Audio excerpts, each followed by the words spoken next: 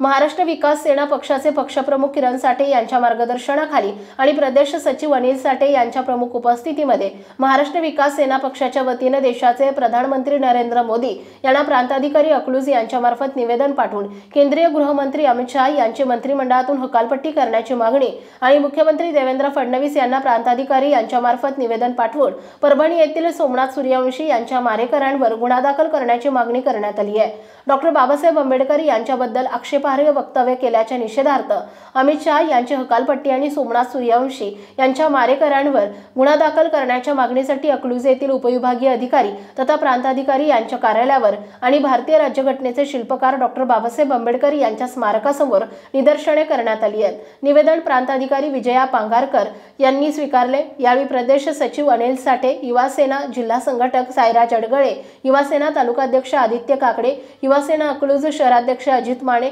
संतोष गुळीक, सिद्धार्थ कांबळे, सोमनाथ कुचेकर, सचिन शिंदे, दत्ता जाधव, विक्रम साळुंके, किरण खंडागळे, सागर नाईक नवरे, अजय अडगळे, चेतन साठे, विठ्ठल कांबळे, ज्ञानेश्वर लोखंडे, आप्पा खंदारे, विनायक रणदिवे, विकी केसकर, सैलानी सय्यद उपस्थित होते। Bureau report, Jansatta Marathi news, Malshiras.